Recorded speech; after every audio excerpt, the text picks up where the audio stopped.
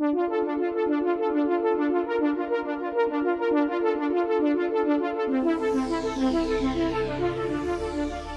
to High on Sci-Fi, a bi-weekly podcast from Jackrow Productions.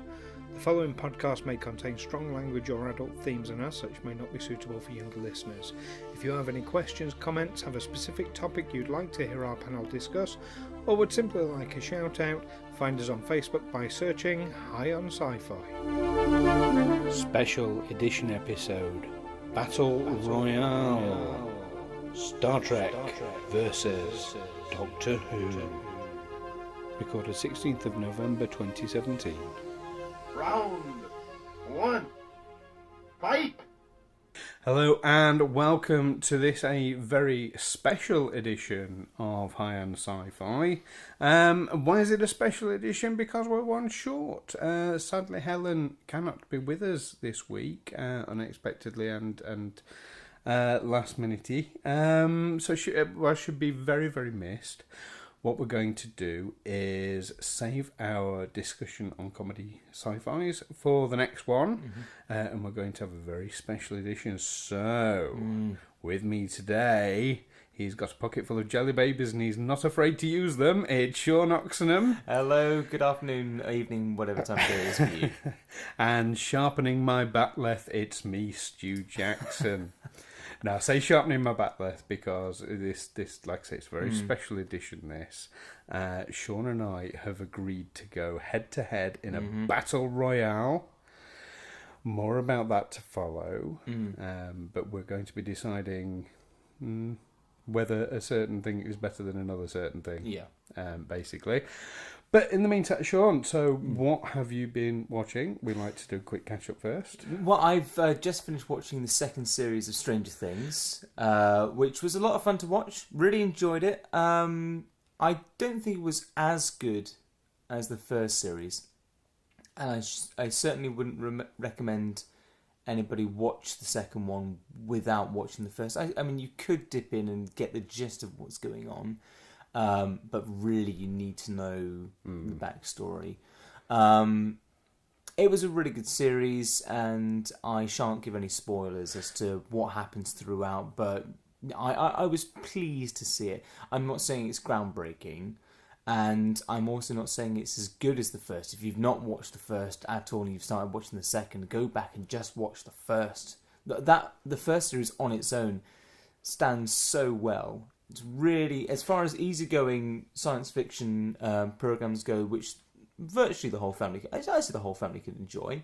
But we hear that time and time again with new series, like, oh, the first series is amazing, then it went a bit downhill. Heroes is the other one that famously springs to mind. Lost people talk about in the same sort of tone.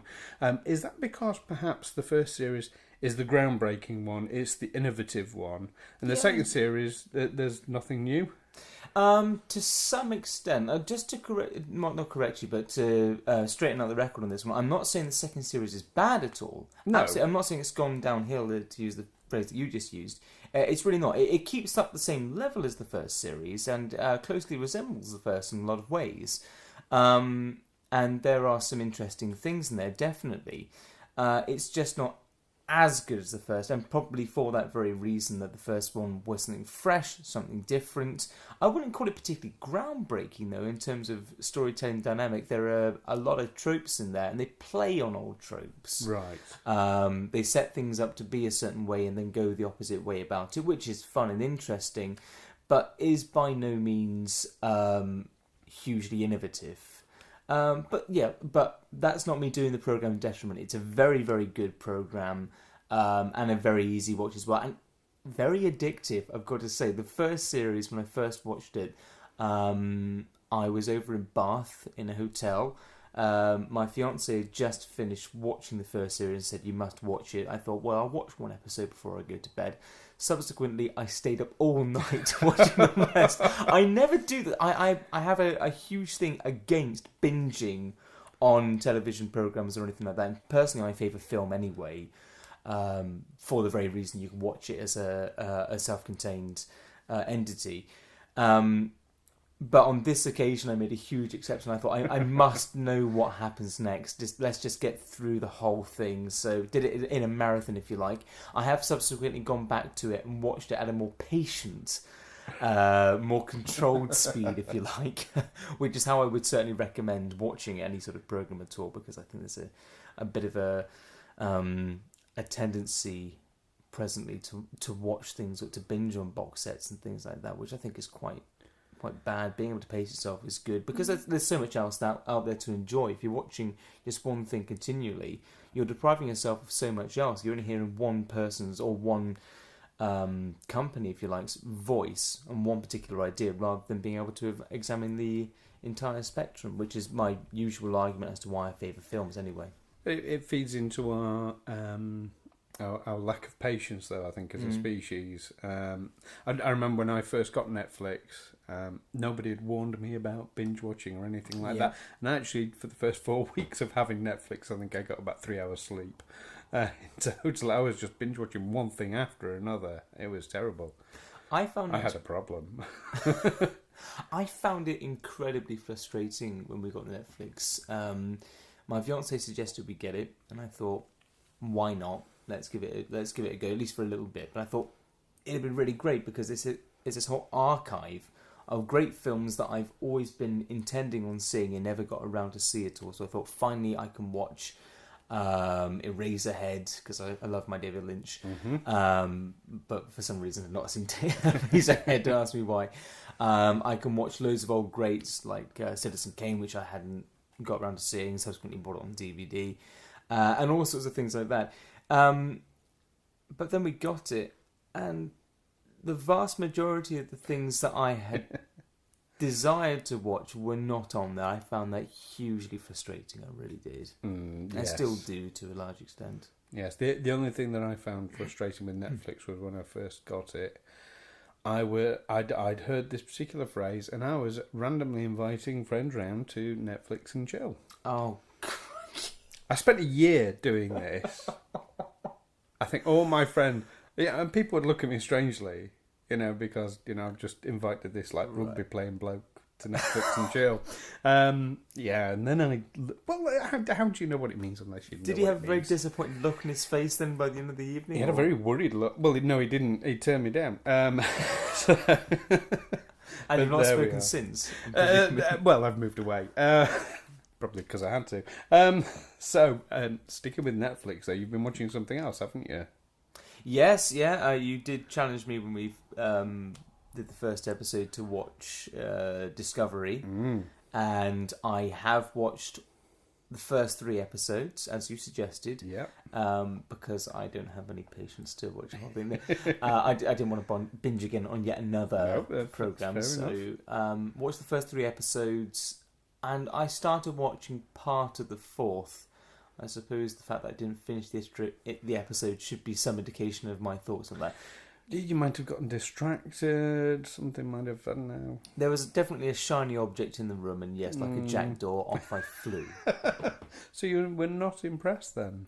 No, I'm not going to say that at all, actually. It was also time constraints and being able to watch the whole thing. I can see what your point is about the way it sets up the series.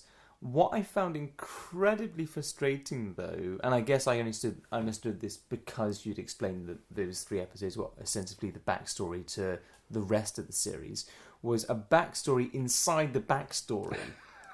It's like, I found that very annoying. Can you stop? Can we just decide on where we are and go from now? If you want to do some...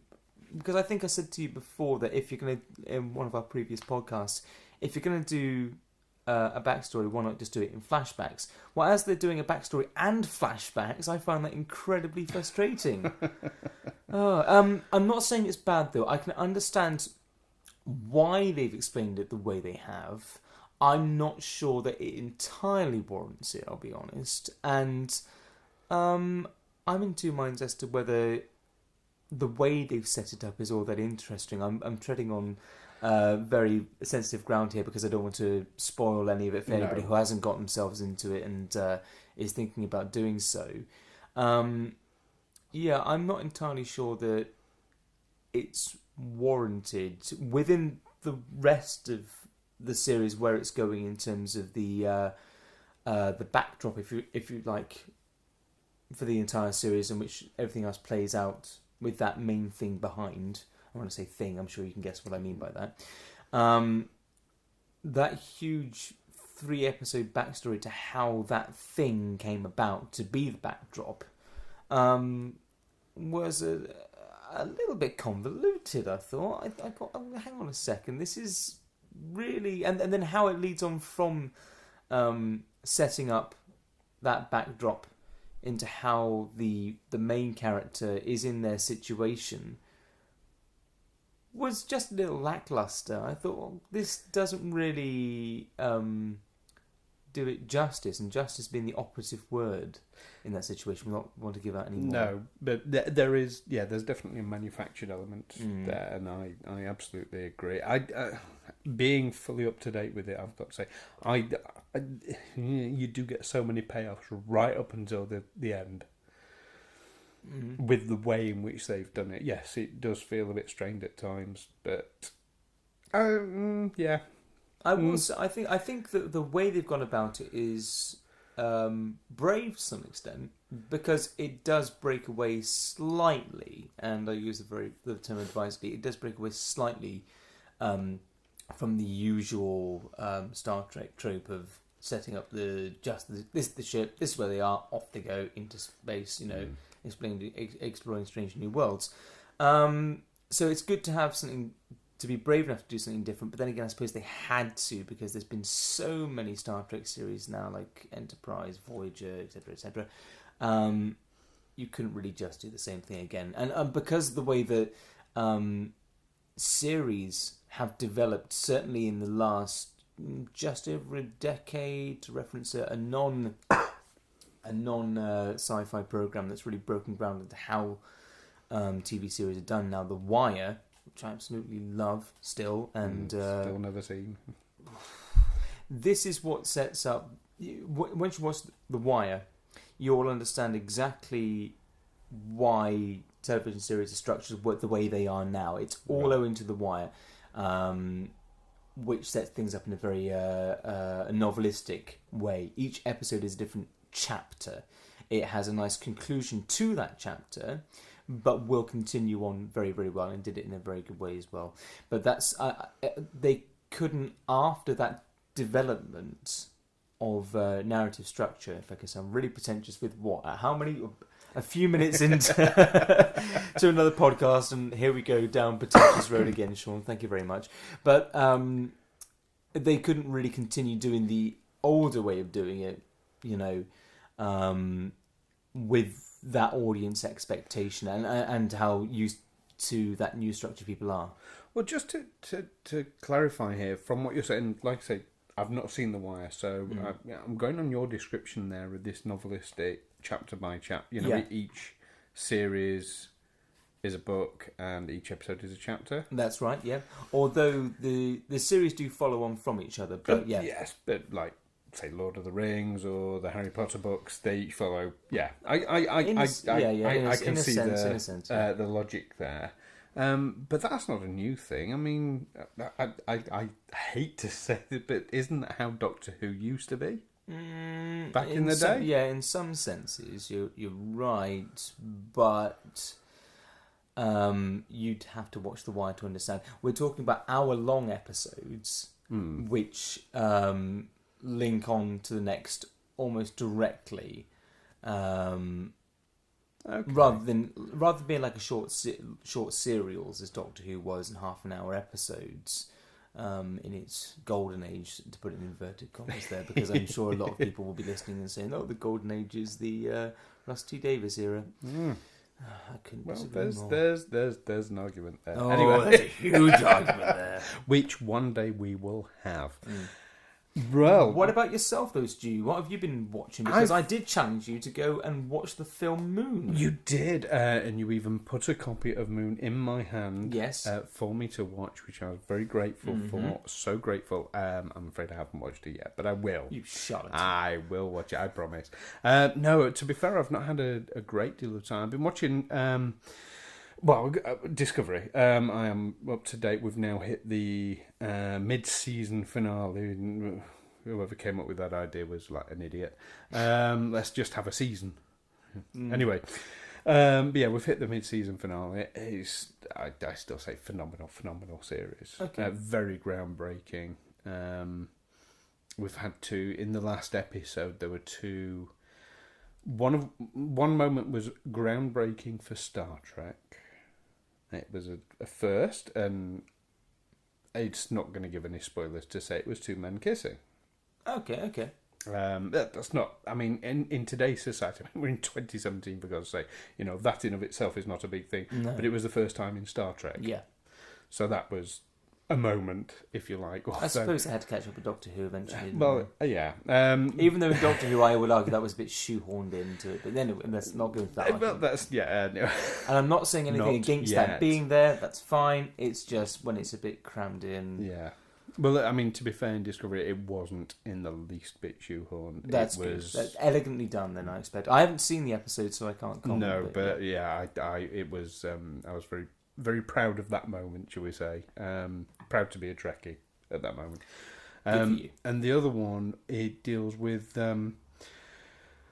some major issues that, as a series, it's dealt with before. But not in a very good way, not in a very in-depth way. Part of it is post-traumatic stress disorder and dealing with the issues of that. Okay. So where that has cropped up in the past in Star Trek, so for example, Next Generation, when Picard got assimilated by the Borg, they touched on it, but he's back in the captain's chair 2 weeks later. Yeah. There was Miles O'Brien in Deep Space Nine, suffering massively with post-traumatic stress disorder at one point. But kind of by the end of the episode, it was like, oh, yeah, right, and he's fine again. So there was a bit... that's one thing I would like to say. The thoughts just occurred to me that I did like about the 3 episodes I saw is that there are consequences to actions in a major way. Again, without giving out too much information, there are consequences in a major way to each event that happens. In the way that the old Star Trek series didn't really seem to have too much. Like you said, it was very much a return to form. Sorry about that. There's a buzzer going off. No, because that's what I was going to say. Is that it seemed to be very different from the way the older series did it. In the fact that there were definite consequences to things that happened in a major way as well throughout the overarching backdrop, which I mentioned earlier, to the series. Unlike the old ones, which tend to be, and that's encompassing the original Star Trek series, Next Generation, Voyager, etc., in which there would be things that happened. Of course, there'd be things that happen, I put that rather inelegantly, but there would be conflicts and things, but ultimately, at the end of the episode, things would return to form, return to their original states.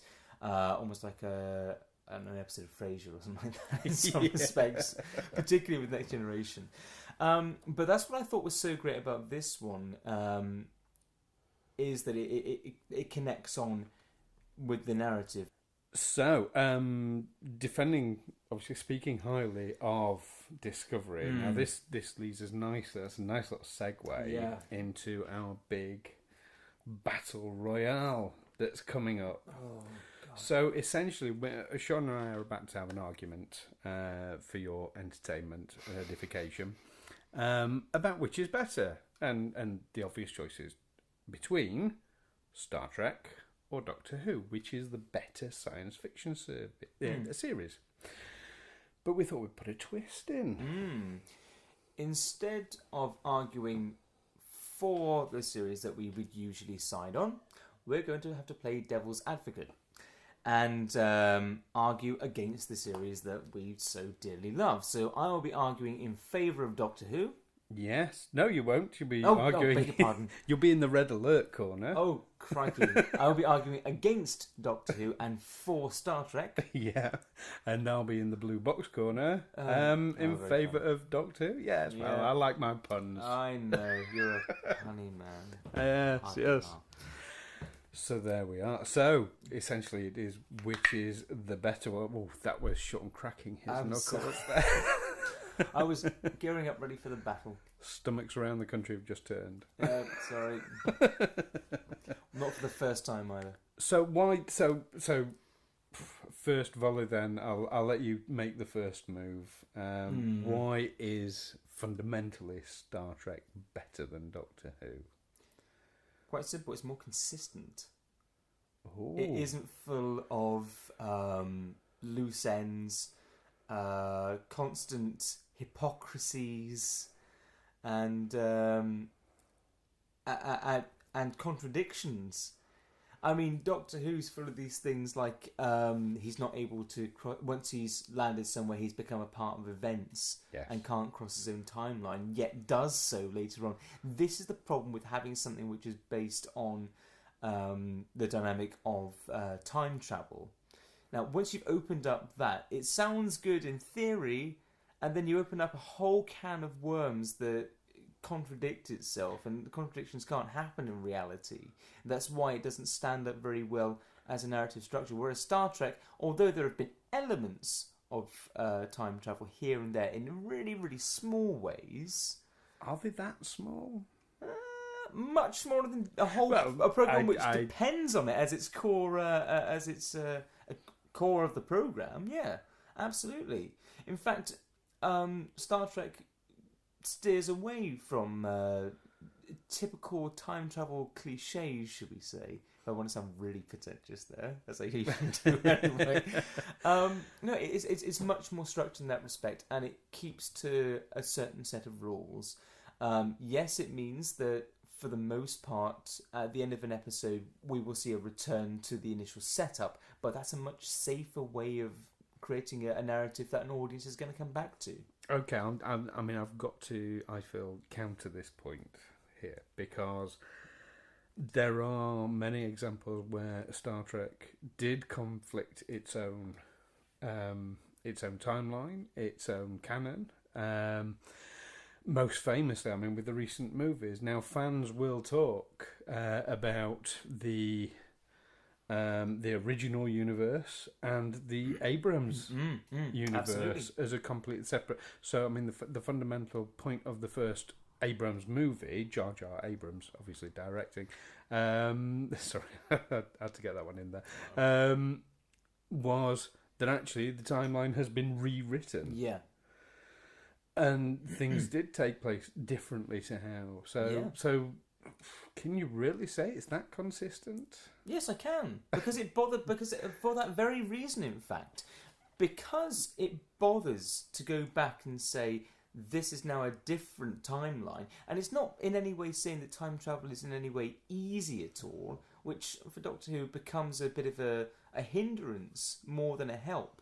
I mean, because it's so inaccessible for the most part. Time travel. It's not like we're saying about the J.J. Abrams films. We're talking about the brilliant performance of Leonard Nimoy, God rest him, or Vulcan rest him, whatever way you want to put it.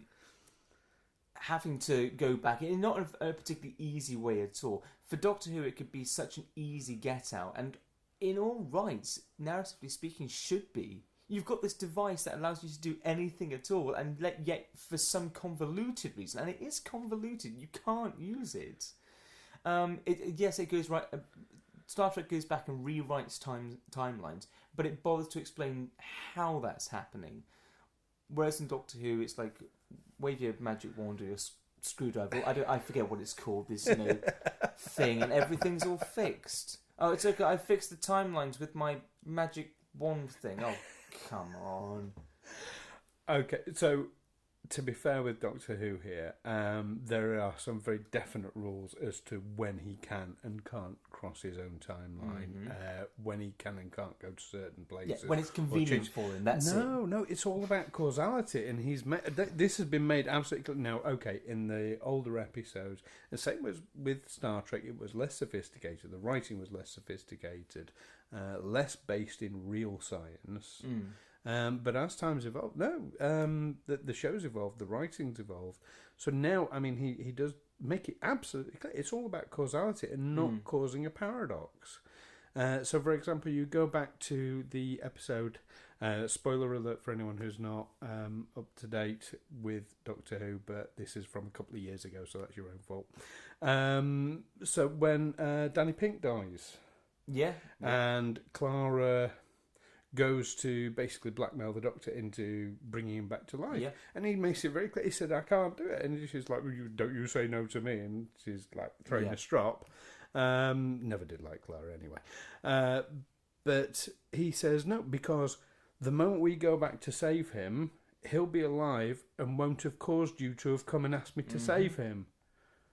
Paradox, so that's a paradox. And we've seen a paradox before in Doctor Who, in the Christopher Eccleston, and it nearly wiped out the entire universe with some strange creatures. Didn't quite get that one, but there you go. Well, if you really want to go back far enough, Day of the Daleks, I think that was the first time they really played with that. Have you seen Day of the Daleks? I'm sure I've seen it, but my mind's not that good for the older ones. It was the first one I ever had on VHS. Right. And I played that thing to death. It got caught in the machine and everything. If I tell you about it, I'm going to spoil parts of it. You've never seen it before. Oh, crikey. But then again, come that's on. Fine. No, that's my own fault. That's the year I was born, so yeah, go on. Exactly, You're allowed. So go on. Well, this is in the John Pertwee era where, for, again, convenience of not being able to afford a proper set for planets, the Doctor is, inverted commas, trapped on Earth. Trapped on Earth and can't get off and has to aid unit with things going on just so they can actually film in a farmer's field in Kent rather than bother to build the set of a planet as they've done in previous series. So he's stuck on Earth. He's got to make do with... But I'm just going to pause you there ever so slightly, because just to counter that, it's more convenient thing, Star Trek in of itself, one of the most fundamental things about it is the transporter. Why was the transporter invented? Because they couldn't afford to show shots of the shuttle landing and taking off each episode. Yeah, so they found an imaginative way around it. Well, they did with Doctor Who.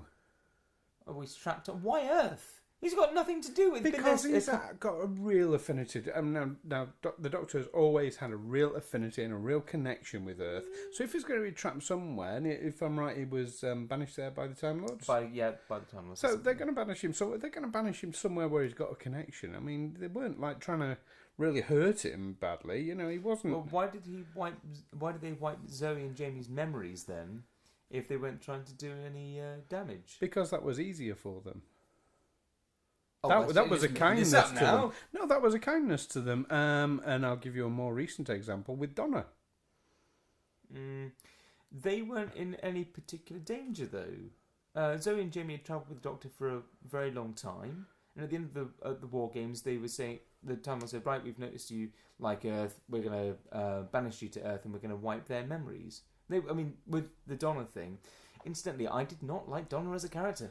Very much. Really wasn't... I mean, maybe it's because I just didn't like Catherine Tate as a comedian. But she's been in some really good things. Like Big Train, she was very good in. But her own comedy, I'm not really a big fan. She's always Catherine Tate. That's, for me, part of the trouble. And that's, in Doctor Who... I mean, it was okay in that one Christmas episode. Because by rule at that point, I didn't really watch the Christmas episodes at all. Because they were a bit... It's tongue-in-cheek. It can be fun. That's fine. But not for me so much. They have gotten better recently, I'd say. But having her as a return character really didn't... She had some strong episodes. I'm not calling her a bad actress. She did have some strong episodes. But the setup for her initially was just Catherine Tate doing a cameo ultimately. And that's not a very strong standpoint for a character to be introduced to a series. So she did the best with what she had, I'm sure. I just didn't warm to the character because of that premise. Anyway, sorry, that was a huge tangent there. There's been worse. There have been... Clara Oswald, for example. Martha Jones. I had nothing against Clara Oswald. I had a bigger problem with Amy Pond because I found her so irritating. But Clara, what is her biggest personality trait? She hasn't got well. that's the She hasn't really point. got one, but there are other assets. She's okay, but And that was this is that's suddenly turning into a very different podcast. Oh yes. Well, actually, we're going back to the subject of Star Trek. yeah. Star Trek's had a huge amount of that as well. Oh, hasn't it just though? But okay, so here's right. So I'm going to put a point to you that I feel is one of Doctor Who's strongest points over and above Star Trek. It's completely original. Nothing like it has existed before or since. H.G. Wells. Yes, the time machine. Yeah, not the time and space machine. Oh no, No. But it wasn't right. It wasn't an alien from another planet, making him that little bit inscrutable, that little bit incomprehensible. Well, hang on a minute. Just to interrupt you there, that wasn't really established until 1966 when William Hartnell had to leave. Really, it was sort of mentioned that he was from another world in a sense, but ultimately he was still human. It wasn't until 1966 when William Hartnell had to go because of health issues and Patrick Troughton took over, that it got to him being a Time Lord and being declared. It was in that very last series, the one I was just the very last serial, I should say, the one I was just mentioning, where Zoe and Jamie's have their minds wiped by the Time Lords, the War Games, that we even hear of the Time Lords. That's the 3 years into the series, and now you're giving us this new character development, which is a core dynamic of the entire program. Well, the regeneration was invented, I know, as a way of changing the actor. Yeah. And they hadn't thought of that when they created the series. However, No. I'm sure I feel quite confident in saying that somewhere in the first episode, An Unearthly Child, and let's just look at the title of that for a moment, An Unearthly Child, it's mentioned that they're not from Earth. That I did just mention, but it's still very much that he's a mortal being, if you like, rather than able to completely change. right. That's a very different thing. Oh, I absolutely agree. But he's still an alien. It's still established he's an alien. In a very loose sense, though. It's not a particularly focused on thing. He's still ultimately a crotchety old man, and man being the operative word. Okay, fair enough. But I still stand by the idea that, the time machine is about time travel. Nothing quite like Doctor Who, which is not just about time travel. It's time and space. And having the companions along, I mean, that never happened in Time Machine. So that gives That's us just a characters narrative to device. see it through. Yeah, that's just a narrative device, though. Yes. Not a device for explaining, how. Oh, but Doctor. Oh, but what does this mean? Oh, clever man. And it's so pathetic that they've got to be, for the most part, for many years. yes, yeah. for a very long time. Instantly, going back to what we were saying about Clara Oswald just a minute, what I do like about her character is that she wasn't automatically in love with the Doctor as we'd had for the previous series since Rusty Davis brought it back. Yes, she was with Matt Smith. A tiny bit, but at least when Peter Capaldi came along, we were able to ditch that and forget all about it. Well, you had to, otherwise it would have looked weird. I think it was actually, from what I hear, at Peter Capaldi's insistence, if he was going to do the role at all, none of that, none of the romance angle, and all fair play to him, because that wouldn't have been, because I think that was the original plan. They were going to continue along that line. That sort of the older man, he's quite, Really? Apparently so. There's just rumours how much that can be. Not that I verified, have any issues in reality with such things, but in your TV, that would have. Well, I think this is what Peter Capaldi wanted to get away from. Is there's been a huge amount of romance in Doctor Who. Not that romance doesn't have a place in Doctor Who at all, of course. And I'm not saying the Doctor should be completely asexual either, but it's not a core focus of the programme. Well, it was until Tennant. Well, arguably until Paul McGann. That's when we see the first kiss. Okay, yeah, that depends if you count that as canon or not. Of course, yes, you have to. I think you have to count that as canon because, he's counted as one of the Doctors, isn't he? He is. So there you are. He's canon. And we saw the regeneration from Sylvester McCoy to Paul McGann, and we've now seen the regeneration from Paul McGann to John Hurt to Christopher Eccleston, very, very briefly. But there are inconsistencies and no, I'm supposed to be arguing for Doctor Who here. Arguably not though. Oh, make my case. There's been something more recently. You didn't see the end of the last series, did you? Oh no, no. No, I have not seen at all the last series. What was the series before? Series 9. Did you see the end of Series 9? Yes. With where they talk about the hybrid. That was something I didn't like. Anyway. Because he says at the end of maybe not. The hybrid's not ringing a bell. Right. Okay. Well, it was the cafe that was a TARDIS or diner. That episode. Yeah. Well, spoilers if you've not seen Series 9. He, at the end of Heaven Sent, the episode before the last episode, Heaven Sent, and I forget the name of the Hellbent was the finale episode. Mm-hmm. Heaven Sent being the stronger of the two. This often happens, I think, with Doctor Who, is that the finale episodes are not quite as strong. So you don't see in Star Trek quite so much, I've got to say. They're a bit more consistent that way, burn things off. See what you did there. Rather than ramping it up to something with the penultimate episode and then sort of dropping it. Happened at the end of the one with John Sim as the Master for the first time. They had that as a big ramp up. It's the Master. He's back. He's in complete control. It's an easy. It really pissed out. Anyway, to get on my point, because he's talking about the hybrid and he meets up with me, the character played by the girl from Game of Thrones. Yes. Apologies, I don't know the name of the actress. No, I can't remember her name either. Yeah, my apologies for that. I'm also not a huge fan of Game of Thrones, having watched none of it at all. So you're the one then. Don't believe the hype is what I say, and I'll wait until it's had longevity before I go back to it. And if you're listening to this and you haven't watched Game of Thrones, do believe the hype. It is worth it. Never believe the hype. Never, ever. Always believe the hype. Never believe the hype. Never stop. Never believe the hype, otherwise you get... Transformers again and again and again and again.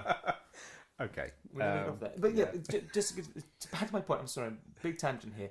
But the end of that series showed him meeting up with me in the ruins of Gallifrey. And that there'd been a prophecy, apparently. And I hate this in Doctor Who as well, where they suddenly throw in prophecies that you've never heard about, even the year before, let alone 50 years before. About the hybrid that would stand in the ruins of Gallifrey, and it was assumed to be a cross between Time Lord and Dalek or something like that. The Doctor goes in the another TARDIS he's stolen to the furthest reach of the end of the universe at the ruins of Gallifrey and meets me there, and she sat there in a chair. And they have a conversation, and she's... and which one the hybrid is, we don't know either. It's her, because she's half Viking, half something else. That alien thing that kept her alive, yeah. Yeah. Or arguably, it's him. They're both there in the ruins of Gallifrey. Arguably, it's him, and that somewhat connects to the 1996 TV where he movie. admits to being half human. Some people have argued that he was trying to fool the Master, but then again, at the same time, it could. It's just the whole point is supposed to be a man of mystery, and if he's giving out all this information, surely it's better to have that as a possibility rather than absolutely clarified. Which is again another thing about Doctor Who that I really don't like is its fans insisting on there being certain things set in stone. What's kind of wasted with Doctor Who is that you have this device that you can do everything you want with, like you're saying, time and space. You can search through all of it, but because of the huge amount of fan service that has to be done, there's actually very little you can examine.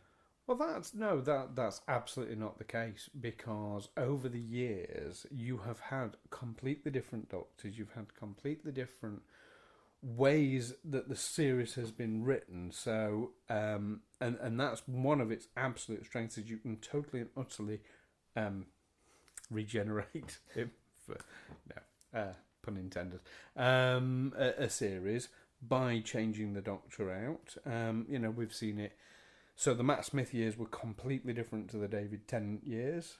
in writing, in style, in delivery, and whilst I will have my favourite and you have your favourite, and they're probably different favourites, but we might hate the same one. The other people out there will think that Matt Smith is brilliant, and he was like the greatest Doctor. So that's the thing. It has such a wide-ranging appeal because of that. So somebody out there will have a Doctor and a period of time in the series history that they absolutely love. Now, the trouble with Star Trek is if you want to do that, so you've got obviously various different series of Star Trek, but they've changed everything absolutely completely, even the premise. So you go to Deep Space Nine, boldly going nowhere, on a space station, sat just around, being diplomats. But that's the whole thing with Star Trek, is that it argues diplomacy more than anything else, and is about pioneers. I mean, it's the space, the final frontier. It's about frontiership. I was going to say, this is actually a great way of looking at the idea of the exploration. You've got to think about the context of when the first Star Trek series came out.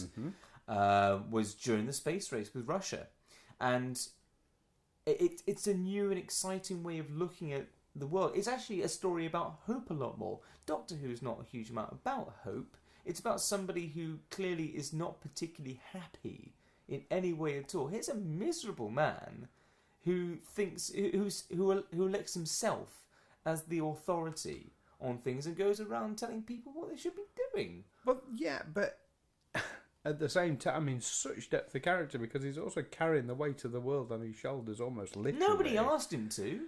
No, but somebody has to.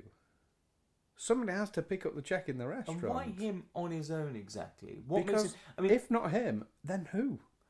An entire galactic federation which decides things democratically. How about that? Rather than one man who elects himself a god. So there's been hints within Doctor Who at something similarly existing called the Shadow Proclamation, which looks more like jackbooted nutses than anything else. Clearly that's not a good idea. Space Jesus. From Doctor Who is Space Jesus. Come on. Okay, there's he comes back from the dead for a start. He does all sorts of wondrous things that other people can't do for some reason, and he goes around running his mouth off, telling people, what they should and shouldn't be doing. No offence caused to any Christians who might be listening at all. I'm not trying to have a go at Jesus. I'm just pointing out the self-righteousness of this man. Well, okay, Judas. Let's look at this. This hurts. This really hurts.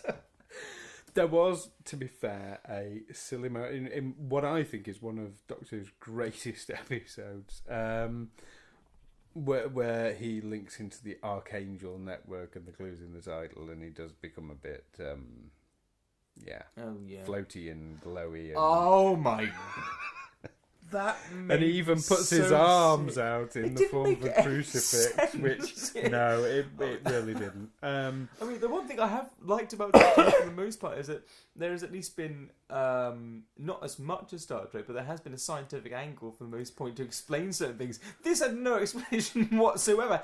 How you've integrated yourself into what? How? You're in a fucking cage. You're 2 foot tall at best, and you've got no how? What with your mind powers? I forgot you were telepathic years ago, which you shoehorned in again 10 years after the programme started. So I think I'm telepathic now. I suppose the argument is that he reversed the polarity of the neutron flow. Well, that's your answer for everything, isn't it? Reverse the fucking polarity. It doesn't. The only reason that exists in the series is because John Pertwee read one script which had that in, found it easy to say, and said to them, "Oh, this line here," and they said, "Oh yeah, we know it's a bit technical, John. Do you want us to take it out?" No. Use it. I like it. I can actually say it. Use it everywhere you can, so it's all over the place. But if you want to talk technobabble and you're defending Star Trek, at least there are some proper theories behind it and things to back it up. People have written entire books and guides on how these things work. I've read them. I have these books and Yes. guides extensively. And Michael Okuda, one of the designers of Star Trek, very famously, when asked, well, how exactly does the Heisenberg compensator... So for those listening who don't know what a Heisenberg compensator is, the Heisenberg uncertainty principle implies that you can either know... If I get this wrong, this is going to be really embarrassing. The direction that a molecule is travelling, or its speed, but not both. Is that right? Don't look at me. I'm Okay. not as tricky here. So, but you either know one or the other, because the moment you've measured one, it's changed the other. So you can't know both at the same time. That's Heisenberg's uncertainty principle. I think. If there are any quantum physicists listening to this, please put in the comments and correct me if you like. It's your time to waste. But the point is, so Michael Okuda... Quantum dynamics, that makes that makes sense that you obviously can't measure it because of you observing it in the first place. Yeah, it makes sense in my head anyway. And Michael Okuda was famously asked, so part of the transporters, which have to monitor all these things at once, so there is a device in the transport system called the Heisenberg compensator. So you guess what that does. Yeah. It compensates for the Heisenberg uncertainty principle.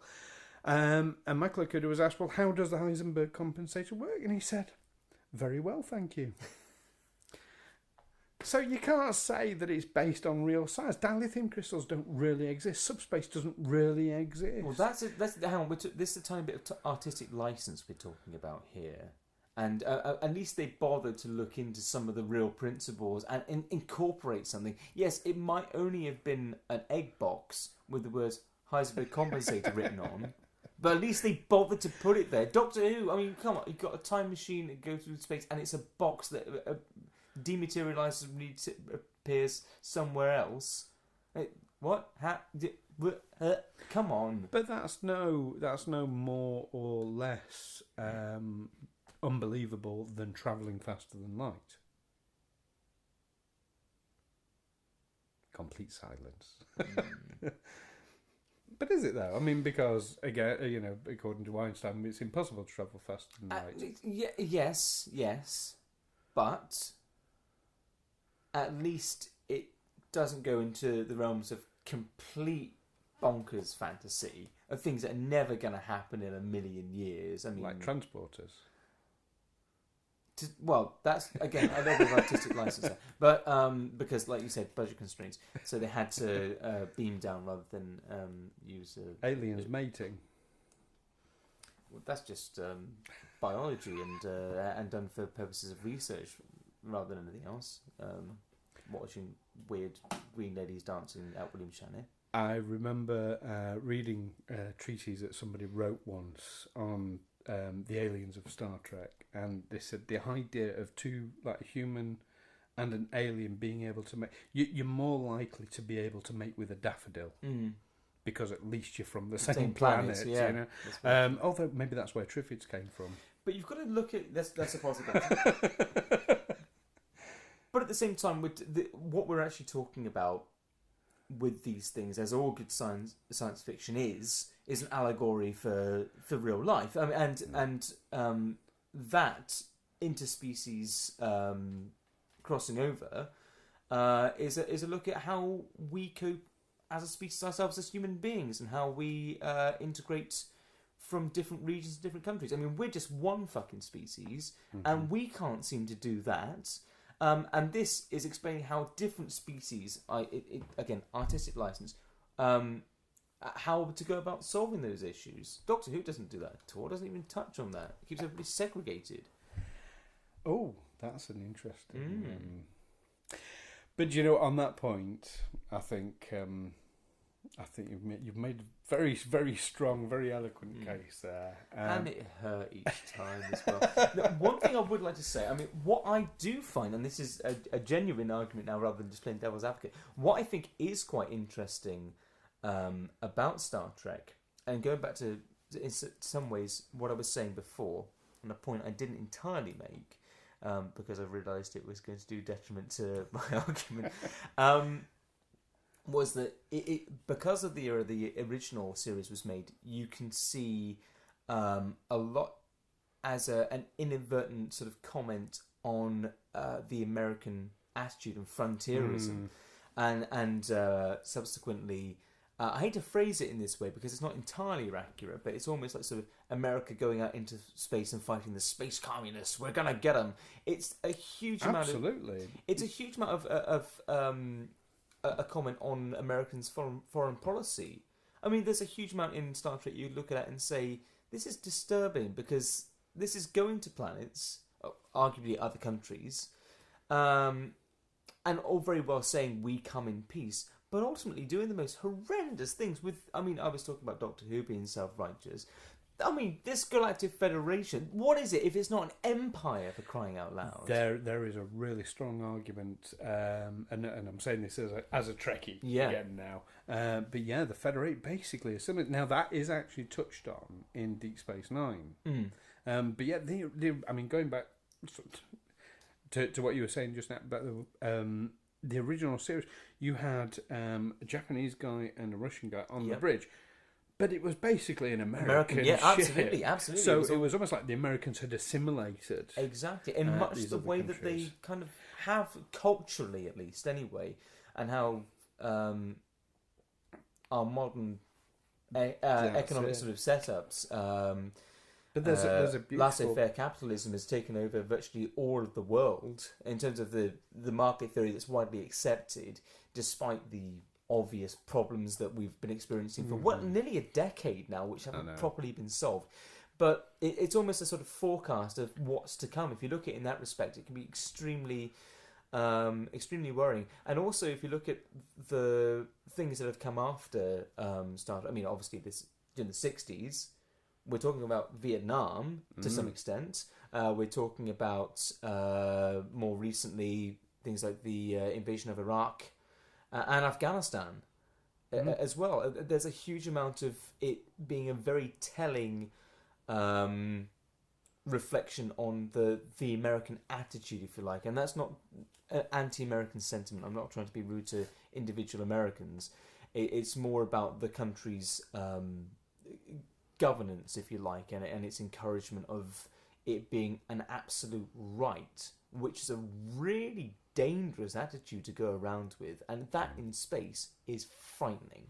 Absolutely. Yeah, no, there's no question there.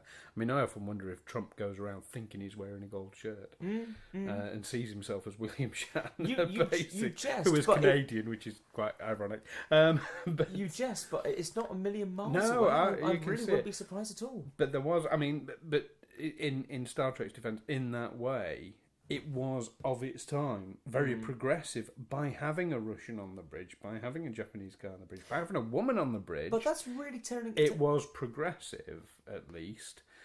So while we can look back at it and say, oh my God, but they were seen in this, this sort of almost white supremacist way,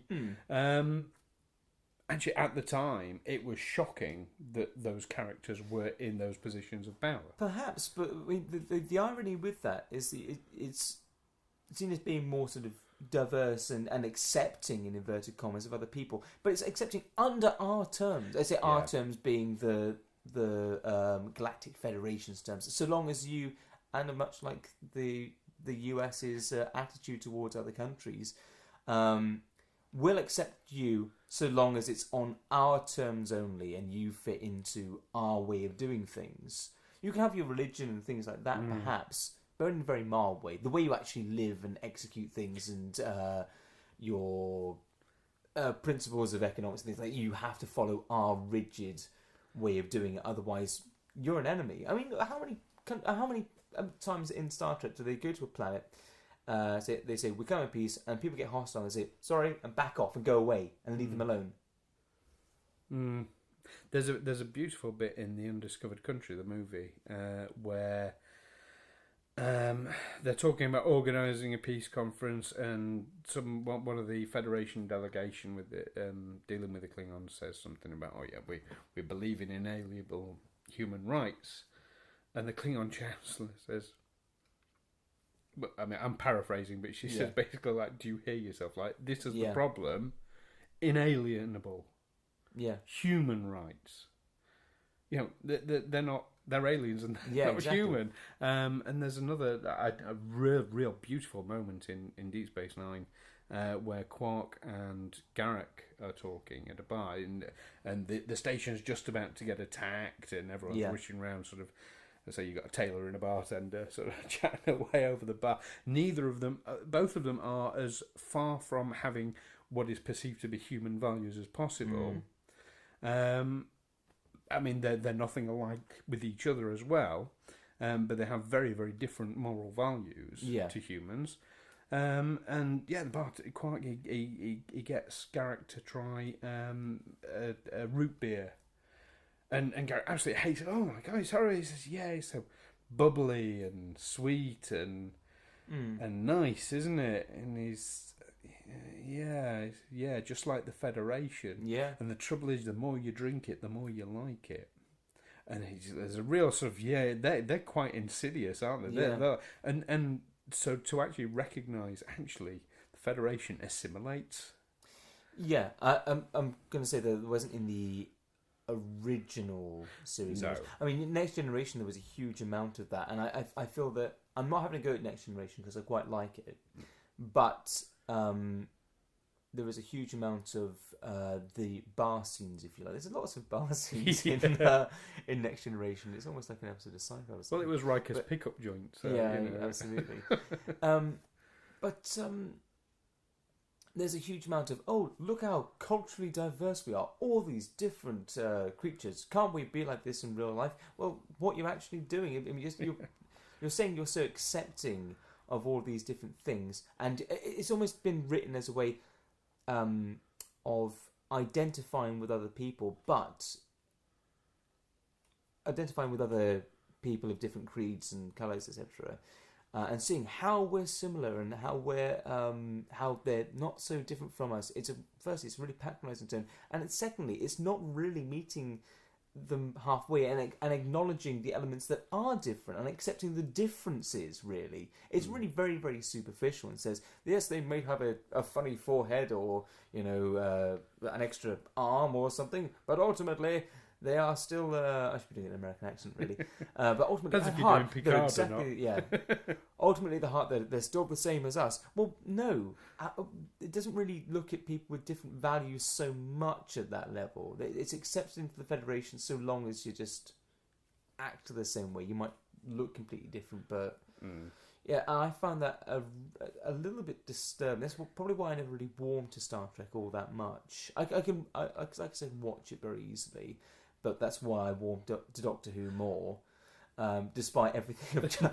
Here's me desperately trying to undo all of the horrible things I said. No, to be fair, I'll stick by what I said. There's a lot of things in there that were just done for budgetary reasons. Like the unit years, for example. But they also came up with some interesting stuff. They came up with some shite stuff as well. Oh my crikey, the Silurians, that story, that went on for 7 episodes where nothing really happened all that much. Or the, what is it? It's the one before Planet of the Daleks, with the... It's not the Ark in Space, is it? It could be the Ark in Space, where you've got several episodes. I watched it on fast forward once because my friend had it on DVD, and it wasn't a particularly very good copy, so it kept freezing all the time. We had to go back and go through the whole thing to get to where we were. And if you watch it on fast forward, we end up playing a game called In the Cell, Out the Cell. So they go in the cell here, they go out the cell here, they go into over here, and they're in the cell again, and they're out the cell again. And just watching poor John Pertwee and Katie Manning have to deal with going in one cell and out of another cell while the Draconians were having some sort of diplomatic thing going on. It was ridiculous. I thought you finally got the money to make sets and things. So what if you made a room that with nothing in it at all, apart from a bench to sit on and a bucket to defecate in, minus the bucket, of course, and being a bit facetious of it. That's the new series of Doctor Who that's going. Well, no, let's hope not. We don't want to see that. What Doctor Who I think does do really well, and to go back to an episode I mentioned earlier, Heaven Sent, is that it is able to be set anywhere, and being able to be set anywhere means that you've got so much liquidity in terms of what you can examine. it's so fluid, and something like Heaven Sent, which, to be honest, was actually a Doctor Who first. The Doctor on his own in a situation, not surrounded by characters, because ultimately, Doctor Who isn't really about Doctor Who. It's not about the Doctor at all. He's almost a secondary character. It's about each different situation he goes to, each different circumstance. Yes, he's there to help, but he's supposed to be the mystery that, fuels the whole series. He goes somewhere and examines, and we see it through his eyes, because it's really about the situations around, and like I was saying about good science fiction, it's a way of looking at the world we actually live in and using that as a telescope to be able to examine ideas that are probably a bit too close to home to really look at, such as genocide. So closely after the Second World War, for example. It's great to be able to go look at that with a fresh set of eyes and new circumstance as well. And yes, the Doctor sorts out problems. He isn't always right, and sometimes, like I said, he is contradictory. For one minute, he doesn't use weapons. He refuses to kill anybody, apart from when he's Colin Baker and falls on the ground and machine guns down a Cyberman. And not machine gun, ray guns down a Cyberman very last minute, which was, He's also killed lots of Daleks, and this whole idea he doesn't kill, that's a load of nonsense. I don't know where it's come from. I don't know. Well, the thing is, I always thought of him being not the killing type. And so my argument would be, what's better, a remorseful person who does end up killing and has a huge amount of moral conflict in doing so, or is it worse to be somebody who just has a ray gun? Right, that's one thing that always put me off Star Trek when I was much younger, really, was that they're just there with guns straight away. I'm not impressed by that. Where's the diplomacy there? We're on the planet, guns at the ready. Red shirt guy gets shot first, so let's shoot that back again instantly, rather than try and seek any kind of diplomatic way out. But you can go a bit too far with the diplomacy side of things, and we only have to look at Star Wars, the prequels, and all the Senate scenes. No. That's just... Well, that's the other extreme. The issue with that, and we weren't even going to go on to Star Wars, but the issue with that is it doesn't make any sense. I know. Diplomacy can work as an interesting piece of work. Yes. And it can work instantly for children, I think, if you've got an interesting way of explaining it. Because the argument so often has been that these are just, Star Wars, they're just kids' films, don't take them quite so seriously. You can't have a kids' film in which they're having massive disputes about trade. Trade agreements. You actually go back. I'm going to revoke that. You can do that, but you've got to do it in an engaging way and be consistent. The problem with the Star Wars prequels is that they are completely inconsistent. Particularly Episode 1, you end up watching and saying, "Hang on, what is going on? This doesn't make any... So what's the plan that these guys have?" So the guys are holding the planet hostage, and they've set up a blockade for trade, but they're actually being controlled by Darth Sidious, who is Chancellor Valorum, who is not on the planet, but he's something there to force... he's also the ambassador for the planet that's being held hostage. Yeah, but they're doing it so they can force... the Queen Amidala to sign the treaty. They don't really explain what this treaty is so much, and if anybody says it's explained in any other form, I'd go away, please. So they've got to sign the treaty. They've got to force you to sign the treaty. You're going to hurt your brain. Yeah, I would let's draw a line under it and just say how is that going to help him exactly? So it was bad. If he signs the treaty, because doesn't he want her to call a vote of no confidence in... Chancellor Valorum is the guy... Sorry, no, it's not Chancellor Valorum. He's the guy... Oh, yeah. Yeah, that she wants... it's not... Oh, who is it? But he's not the Sith Lord. Valorum. Yeah, I'm thinking of the wrong person. Who am I thinking of? Darth Sidious... I forget his alias. As one of the... Yeah. But he becomes the Emperor. Yeah, so... Palpatine. Palpatine, that's it. Palpatine. Palpatine wants to get them to force her to sign. The thing is, if they were successful and got her to sign the treaty, she would have no reason to go to Coruscant and make a vote of no confidence in Chancellor Valorum, so therefore he wouldn't be able to get into power. So how does this? It all happens because of plot. There you go. No, but there is no plot. There's a big gaping hole where the plot should Right. be. So when Helen's back, Yes, we'll ask her and expect her to have I'm all the sure- answers. I wouldn't expect anybody to have all the answers, not even George Lucas. Yeah, no, you won't. When you rush out a script written in crayon on the back of a cornflake packet, you don't expect very much from it. And then this happened. The end. But on that note, Yeah. let's wrap this up. I think now. So I think it's safe to say that I still love my Star Trek. You still love your Doctor very Who, much so. of course, and of course. It is true, I do love my Doctor Who as well. And I do like Star Trek, and like I said, I can So appreciate. you don't love it? I don't absolutely love it, Ooh. but I will say I am very glad that the new series has done what it has. I wouldn't be watching Discovery anymore. It's not engaged me enough to watch it, but I can appreciate it, and I can appreciate why other people would watch it as well, because it is doing something different for Star Trek. I think that's a shame, if I'm honest. I think it goes to some very interesting adult places. I'm sure it does. But, there are just several other things that I'm dying to continue watching in the meantime. Who knows, maybe one day. If it has enough longevity and it's proven to stand up enough, then I'll come back to it, won't I? If it doesn't stand the test of time, then it doesn't stand the test of time, so I won't be able to. That's it. But It'll be there waiting. Absolutely. And I'll watch Moon. Get around to moon. it. Get on. Moon. The moon. No, Moon. Moon. Just Moon. Moon. All right. On that note, thank There's you no very teaching much some for people. listening. We will be back again, hopefully in about a fortnight's time. Yes, we'll with Helen. and hopefully we can have our debate on science fiction comedy, what works and what doesn't work. And yes, well, does it work fundamentally? Be interesting. Tune See you in. then.